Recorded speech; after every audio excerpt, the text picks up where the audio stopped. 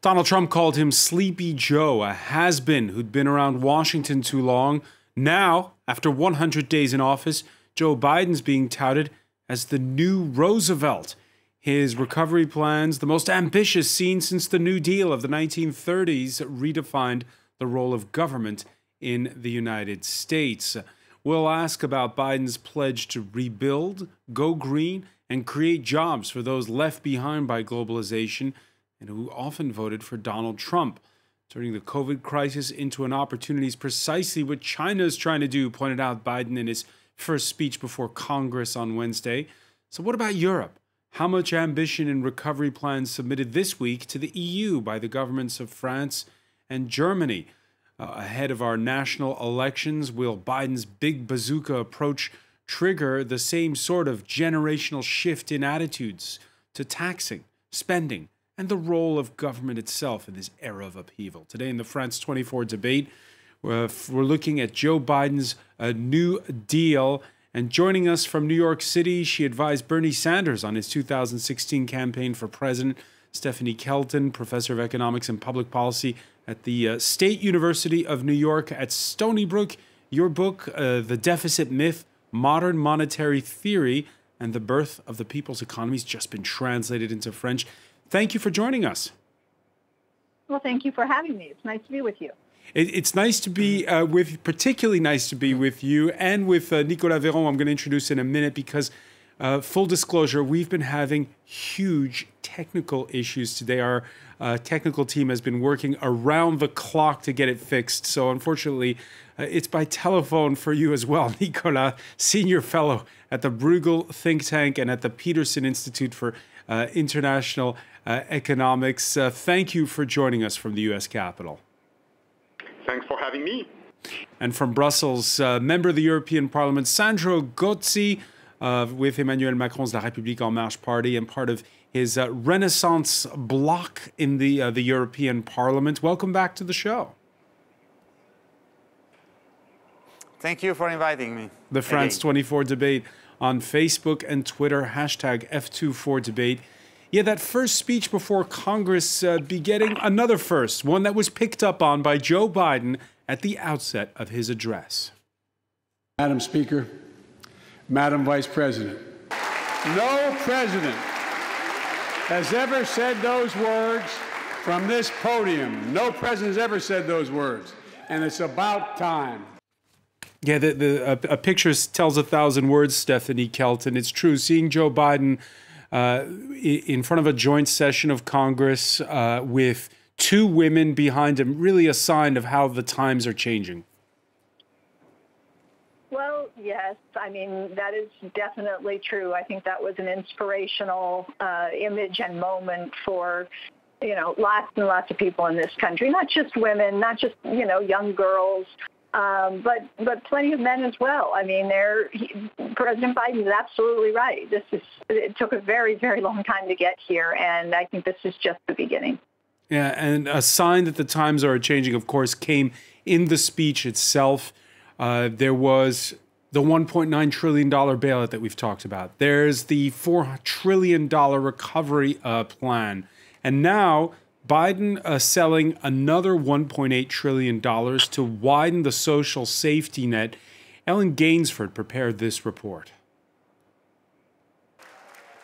Making the world's top economy more inclusive. That's the goal of Joe Biden's American Families Plan, which he introduced to Congress this Wednesday. The $1.8 trillion package includes $1 trillion in new spending, with $800 billion in tax credits, with a focus on childcare and education. Among its key measures, free universal preschool for 3 to 4-year-olds, and subsidized childcare for low and middle-class parents, free community college for all Americans, and the gradual phase-in of 12 weeks of paid leave for family reasons or illness. Biden stressed that education is key to ensuring America's future. I've heard it 1,000 times. Joe, any country that out-educates us is going to outcompete us. 12 years is no longer enough today to compete with the rest of the world in the 21st century. That's why my American Families Plan guarantees 4 additional years of public education for every person in America, starting as early as we can. If enacted, the plan would be the biggest overhaul of American public benefits since the 1960s, as Biden seeks to make it easier for working Americans to join the middle class. To pay for it, Biden plans to lean on the super rich by raising the income tax of America's top 1% of earners to 39.6%. Those making over $1 million a year would see their capital gains tax nearly doubled to the same level. The president has also proposed raising America's corporate tax rate as part of his infrastructure plan. While the tax hikes face stiff Republican opposition, most measures in the package poll well with Americans across party lines. So, Nicolas Véron, free community college, social benefits for working class mothers, the help for those who have to take care of the elderly. What's it like being in the land of socialism? Well, seen from Europe, it's not socialism, it's just Europe. The U.S. has a very limited safety net compared with most European countries. Of course, it varies across countries in Europe, but generally they have a much stronger safety net for people in difficulty than is the case in the United States. And seen from a European perspective, this is just convergence. I mean, the European social model has many benefits, not just social, but also, for political stability, for economic performance as well. It's hotly debated, but there are advantages to having safety nets that reassure people that they can take risks and will not be exposed to undue hardship. So this looks very much like the U.S., maybe not becoming Scandinavian, as was discussed in a political campaign not long ago, but or Danish, but getting closer to what Europeans view as their social model. And putting a lot of money on the table to play catch-up with Europe, you might say, Nicolas. Are you impressed, or are you wondering how they're going to pay for it? No, I don't think that's a big... if you look really at the big picture, I think the risk is not that this is too costly, because I think these are public investments that get value for money. I think the U.S. economy and U.S. society certainly, but also the economy suffers from the fact that many people face excessive hardship and therefore cannot really deploy their potential for the economy. So I wouldn't view it that way. I think the risk, if there is one, and it's extraordinarily difficult to assess, is whether the higher tax burden, especially for people who get very rich through entrepreneurship, is going to decrease the vitality of the U.S. economy. Because there is no question that one big difference between the U.S. and Europe is that companies grow bigger and quicker in the U.S. It's a very dynamic, vital economy, or at least it has been for a long time. There is interesting research recently by Thomas Philippon and others which questions whether that's still the case. But by and large, you see this ability of the U.S. economy to grow powerful companies from startup to global giant very quickly, and Europe doesn't have that. So is that linked to the tax burden? That's a big question. Maybe we'll have the answer in 10 or 20 years. It won't be possible to judge very soon. And just to remind our viewers, Biden's plan to increase the top tax bracket for the wealthiest to 39.6% from 37%. Again, it hardly seems usury on these shores here in Europe. As for the corporate tax rate, increasing the rate to 28% from the current record low of 21% fixed by its predecessor seems small when you look at this chart and you compare it with the past, going back to World War II. But don't tell Republicans on Capitol Hill. He's been fortunate, I think, to inherit a very strong recovery and life-saving vaccines, but I worry these crushing tax increases, they will land on working families, they will drive jobs overseas, and I think it's going to sabotage this economic recovery. So, Stephanie Kelton, are they crushing tax increases, and will they land on working families? Well, look, I think that Nicholas has it exactly right. The thing to remember is that nothing's been nothing's been signed into law. We don't have legislation. There's no green light to move forward with any of the proposed tax increases. And in fact, all signs point to a very steep uphill battle when it comes to raising the corporate income tax rate to the proposed 28% that President Biden says he would like to see. I frankly think that the odds of that happening are extraordinarily small. There are simply too many members of the United States Senate who are already on the record as saying that they are reluctant to go that high with the corporate income tax rate. Maybe we see it go to 25%, but, you know, there's a steep hill to climb here, and the Democrats can't afford to lose a single vote. They aren't going to get a Republican to come along with them, so they need all 50 Democrats in the Senate to hold together to move the corporate income tax even 1 percentage point higher. So I don't anticipate a sharp move. Even 28% is not all that sharp. I think Republicans probably never dreamed that they would get the corporate income tax rate as low as 21%. I think, you know, they'd probably quietly be pretty okay with 25% if that's as high as it goes. But we'll have to wait and see what happens. And what about you? What would you like to see as the corporate tax rate? Well, I'm not that. Honestly, I'm not all that interested in litigating a big political fight over the corporate income tax rate. I understand why the administration is doing it. They are attempting to lay out a program whereby President Biden can say, I've got 2 policy agendas, right? I've got this Build Back Better agenda, I've got the jobs plan, and I've got the families plan. And all told, we're looking at something like an additional $4 trillion of spending. And he wants to demonstrate that he can carry out all of this spending without adding to the deficit. So this is why we are where we are. And I think that it complicates enormously the road ahead in terms of gathering the votes to pass this legislation. Because not so you're saying, hang on, just so I'm clear, you're saying it doesn't matter if you raise or not the corporate tax rate. It doesn't matter if there's a bigger deficit. That's exactly what I'm saying. Sure, we know that, right? I mean, we've been doing this for the better part of a year already. We have passed multi-trillion-dollar packages, one after another. None of them were quote-unquote paid for. That doesn't mean that people didn't get paid. Everybody got paid, right? But pay for has a very specific meaning in Washington speak. Pay for means we did it without adding to the deficit.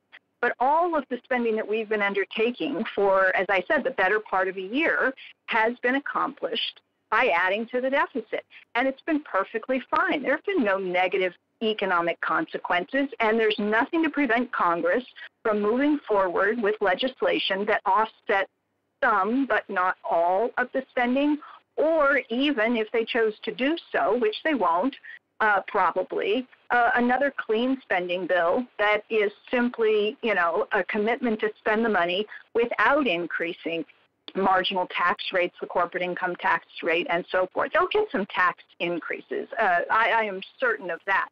But I do not believe they're going to be able to get enough votes to raise all of the revenues. Go ahead. Let me bring in Sandro Gozzi here, because we're going to have to go to the break shortly. And Sandro, do you agree with Stephanie that ultimately deficits just don't matter all that much, and how much you raise taxes by is not that central to this massive recovery plan? We are living in a moment which I call the Darwinian moment of huge transformation of our societies and of our economies all over the world. And it is clear that we have to adapt. And one of the debate, which I think links over the ocean, is exactly about the deficit.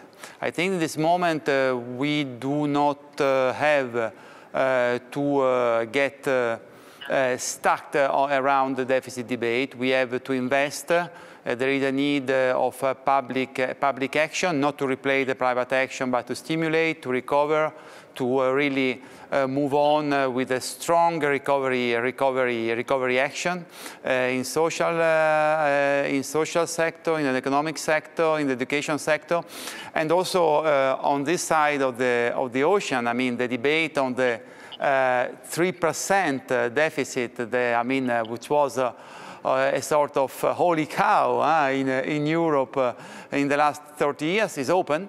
And I think that we have to rethink the way we run our public finances. We certainly have to rethink the famous Growth and Stability Pact. We have to rethink the 3% deficit, which doesn't make any historical and economic sense to me in this moment.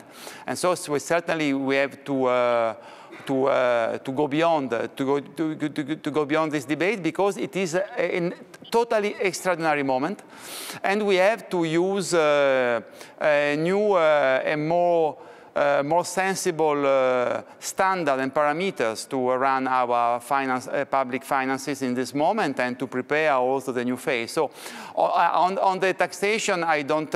We are in a very different situation in Europe and the US. I don't enter into the debate whether in the US the top tax rate should be or not 39.6%, or the corporate rate should be 28%. In Europe, we got an opposite problem. In Europe, we got the problem that, the average level of taxation, especially in the productive sector, in my view, are too high in many countries. And whereas in the US, I would consider as understandable an increase in the tax rate, looking at the level from which you start, because rightly, President Joe Biden has decided to ensure more fairness, more justice, less inequalities, and he has to find new resources. So he has to find new resources. Sandro Gozzi, I'm going to have to take... I think that his action goes... I'm going to unfortunately have to interrupt you. We're going to pick up on that point when we come back. Stay with us. You're watching the France 24 debate. Yeah.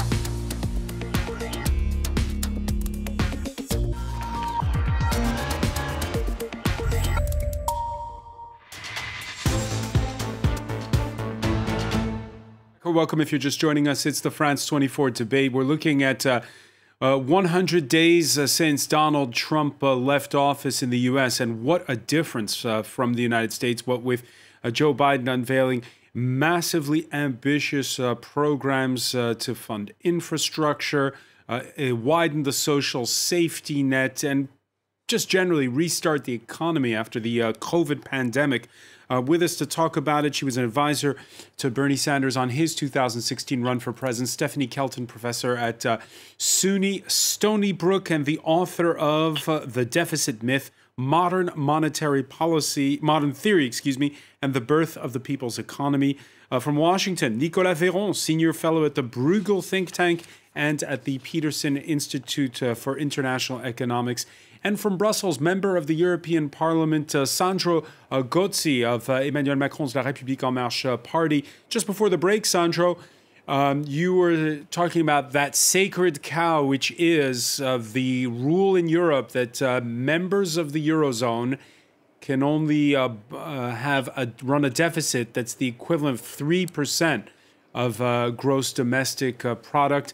Of course, that went out the window with the spending during the pandemic. But you remember, Sandro, how hard it was to get the EU to sign on for the very first time to 750 billion euros in borrowing, 750 billion euros, which seems paltry by US standards. You're suggesting that we're never going back to that 3% rule?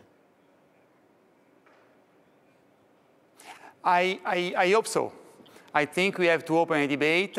I think we have, the world has changed. I was saying that, it's really a Darwinian moment for the world, for Europe.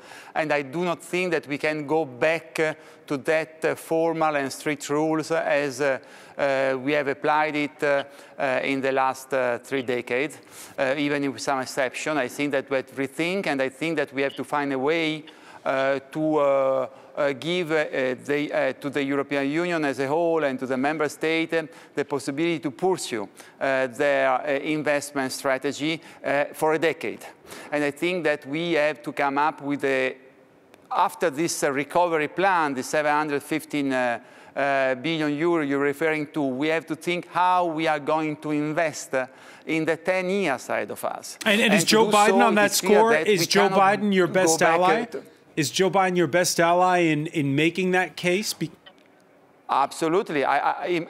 In my view, yes. In my view, he is. I mean, you are recalling how Donald Trump was calling Joe Biden Sleepy Joe. Well, Sleepy Joe is running very fast, and is running very fast toward the right direction. And I think that at global level, at G20 level, in the different fora where we discuss together with the Americans and with our international partners, we absolutely have to make the case on how to pursue our strategy for recovery, action and productive investment. Of course, I mean, in specific sectors which bring us toward the future. I mean, the green transition, the digital transformation, a stronger fight against growing inequalities. After all, I mean, Joe Biden in the US wants to bring more fairness, wants to bring more social justice. And I think that this is exactly what we have to do also on this side of the ocean. It is clear that, I mean, we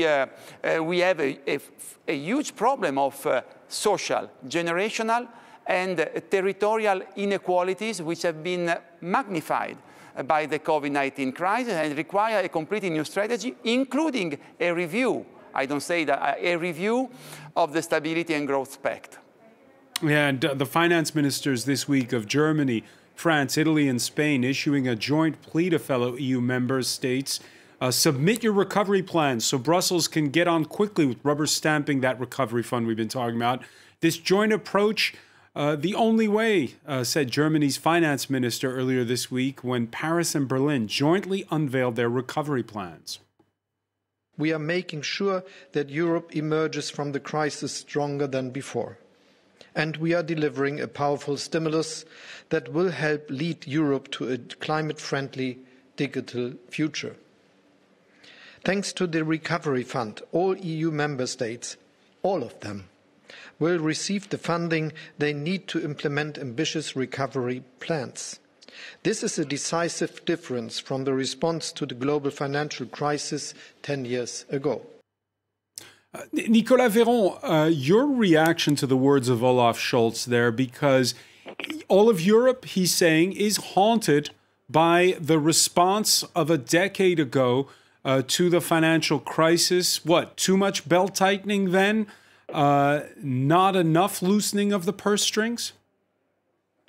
Well, this is complicated because there are a number of factors here, and I think it is true that there has, the economically optimal trajectory during the Eurozone crisis should probably have been to spend more and accumulate even more debt. But the reason that this wasn't done is not just because of the stupid Stability and Growth Pact. Actually, I tend to view the Stability and Growth Pact, and that may not be a consensus view, as a sideshow. What really prevented European member states from spending was mostly domestic politics and market pressure. So in Germany, the country was not really constrained by the Stability and Growth Pact. It could have spent more, it probably should have, but the German public was not in favor. Conversely, in Italy, which probably also should have spent more, it didn't have the confidence of the marketplace to do so. And frankly, if it had adopted greater deficits and more debt, probably it could have gone to breaking point in terms of market access. So the Stability and Growth Pact is part of a broader picture of the environment that constrains fiscal policy in the EU. And the fact that now we have next generation EU, we can issue EU bonds, this is a major breakthrough, and it will make it much easier for European countries and the EU as a whole to have the right economic and fiscal policy. But Nicolas, you heard Stephanie Kelton talking about how there's going to be a fight in Congress over whether or not taxes can be raised. From what you're saying, there's going to be the same fight unfolding in Europe. Do you see the likes of the Netherlands and Austria agreeing with you? No, well, I would say yes, because they agreed to the Next Generation EU plan and the issuance in a massive way, completely unprecedented, of EU bonds. So despite the complicated domestic politics, there is actually a broad agreement in the EU to do more fiscal stimulus or investment spending at the EU level and support to the member states. I would say, fiscal is always highly political. So fiscal policy is always going to be very highly contentious. It's a core of political fights about economic policy, but the politics of it are really very different in the U.S. compared with Europe. And as Sandro Gozzi rightly noted, frankly, the U.S. is a low-tax environment compared to Europe. They have to pay more taxes to pay for the public services that they need. In Europe, there is a different starting point, and that changes pretty much everything. Stephanie Kelton, again, it's that question of whether or not the U.S. pays enough in taxes. Well, to do what? I mean, that's the question, right? It is clear, as I said before, that Congress can pass legislation, major legislation, committing trillions of dollars without raising a single tax. So, this question about whether we pay enough, I think what this administration is trying to do is talk more and more about fairness and equity. So are we asking the wealthiest people in this country to pay enough? In other words, have we devised a tax code that allows a tiny sliver of people to do phenomenally well and to have concentrations of wealth and income that become so excessive that it's not just bad for the way our economy works, it's corruptive to the way our democracy works. And I really think that that's what the Biden administration and the economic team is trying to do with the way that they're putting forward these various, proposals to push some taxes up. I think that they understand that they could do it another way, that they could go for another round of deficit spending, but I think they're trying to deal with equity here. A question about deficit spending. The dollar is the world's currency, Stephanie Kelton, and here in Europe, the euro is a sound and strong currency as well. So if we borrow by going to the markets, the bond rates are low. However, with a lot of our viewers are in developing nations, and we had, for instance, Ghana's finance minister rue the fact that they've had fewer people die from COVID, yet when they borrow from the markets, it's at a higher premium. So this idea that you can spend more, you can not care about the deficit, is that true for the whole planet? No, and look, we just had a discussion just a few moments ago about what happened to Italy after the financial crisis when yields blew out for countries like Spain and Greece and Ireland and Portugal and Italy. That was a very different thing that happened last time. But remember that even countries with, you're referring to the euro as a very strong currency, even countries that have the euro, these are countries that are borrowing in what is effectively a foreign currency. And the reason that yields blew out in 2010 is because when governments went to capital markets, when they went to borrow, financial markets said, I realize that I'm lending to a currency using government. You may not be able to repay the debt. So what I'm going to do is I'm charge an enormous premium to accommodate me, right, to account for the default risk that's involved with lending to you. The same sort of thing for Ghana. These countries are borrowing often in U.S. dollars or other foreign currencies. So, of course, when markets lend to a country that doesn't issue its own currency the way the U.S. does, the way Japan and Canada, Australia, and others do, there is a high probability that you're not going to have access to the same cheap financing that currency issuing governments do. And the only reason it's different now in Europe, let's be clear, is because you have the emergency pandemic purchasing program, you have a commitment on the part of the ECB to effectively backstop governments. The ECB did the right thing. They didn't let yields blow out this time. Christine Lagarde said, okay, at first she said, it's not the job of the ECB to manage spreads. And then she quickly walked it back, and the ECB has been managing spreads. And that's why the Italian government, the last time I looked at the 10-year, was able to borrow at something like 80 basis points, 85, below what the U.S. is paying on 10-year U.S. Treasuries. Wow. And there's another aspect to all of this pledge by Joe Biden to stop the race to the bottom on taxation. I know that here in Paris, there's the Organization for Economic Cooperation and Development, where they've been having negotiations now for years on changing the rules for global taxation. Are you hopeful, Stephanie Kelton? Not particularly. You're sensing a pattern in my responses when it comes to raising taxes, I think. I think that, we've had some positive responses from finance ministers in, I think, places like France and maybe Germany, but elsewhere, places like Ireland, it's going to be very, very difficult to bring a large part of the international community along. You've got countries that benefit, frankly, from being low tax havens, and there are countries that are just simply not going to want to give up what they perceive to be what really is a competitive advantage. So I think it's another very steep hill. Sandro Gozzi, do you see yourself convincing the likes of the Netherlands and Ireland to agree to new rules when it comes to global taxation? We have already done so on specific issues which seem to be impossible. Now we have to implement.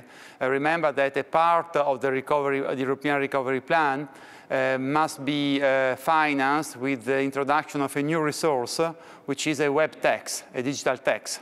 Under the pressure of the crisis and to find new resources to finance the European Recovery Plan, already the usual suspect, as you mentioned, two of them, the Netherlands and Ireland, but are not the only one in Europe. They agreed to have a web tax.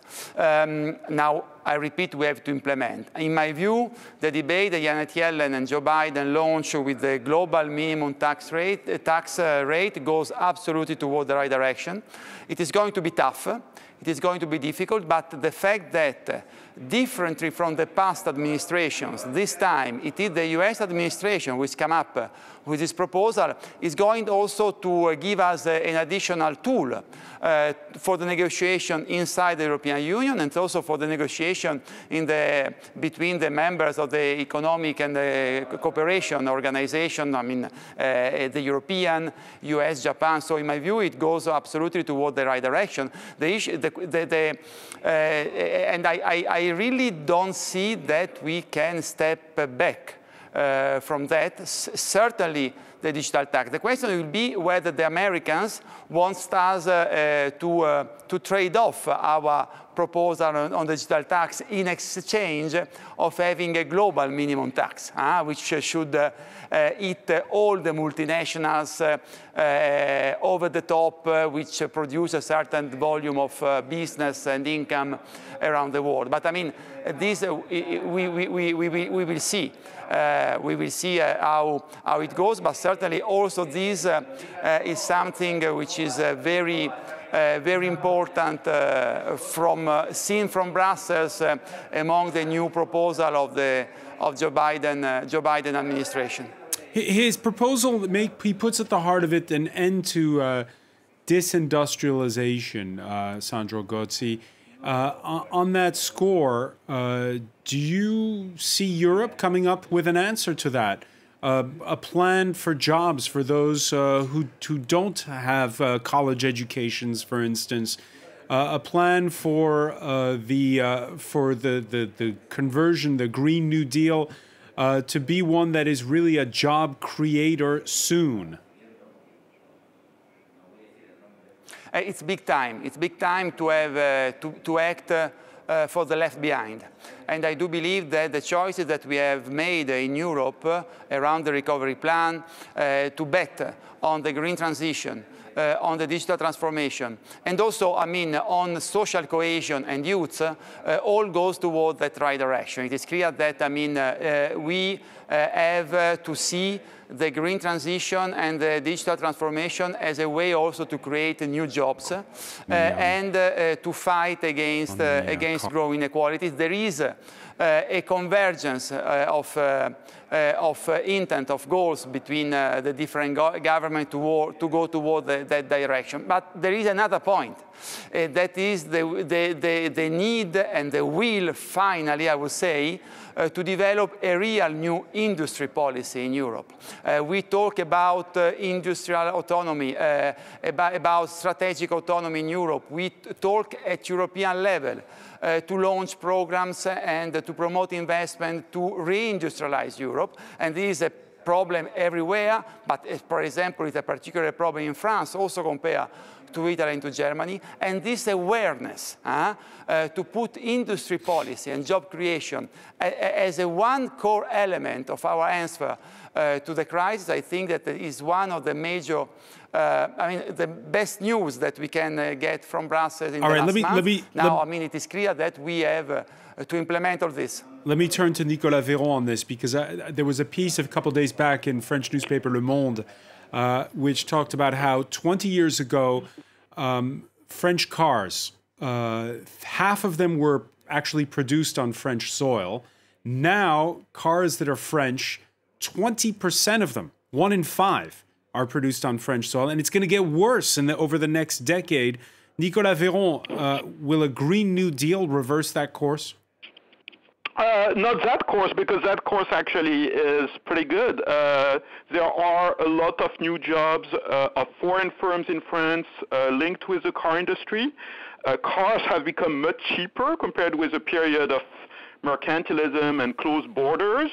And also French car companies, Renault and PSA, I don't remember their new name, have employed people all around the world, and many more people than they did in the 1960s. So nostalgia is not the answer. The question is not whether we can recreate the jobs that existed under completely different economic conditions when people were poor. Let's not forget that in the 1960s, and we have much less of a safety net at that time. The question is whether we can create the right job for people tomorrow, which makes sense in the economy of the 21st century.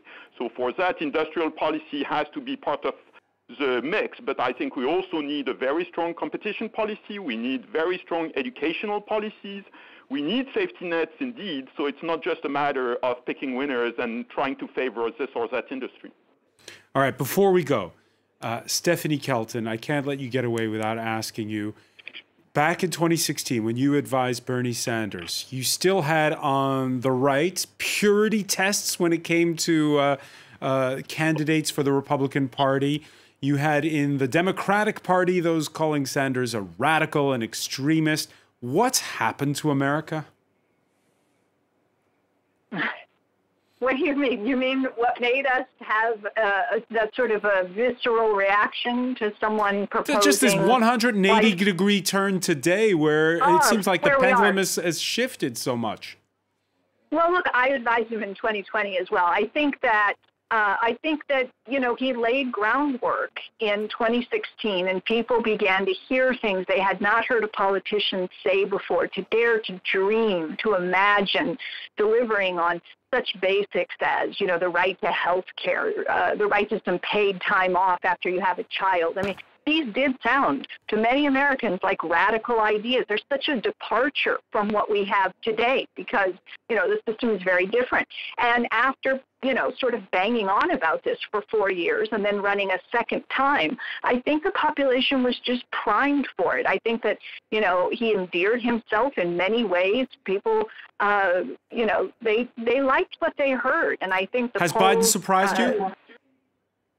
Oh, yeah, he has. No question he has. He has surprised me. I think he's surprised a lot of Democrats, a lot of progressives. I think he has shown that he is capable of being nimble, that he can, accommodate his positions to kind of move with the changing times. And I think that it's been a pretty good start.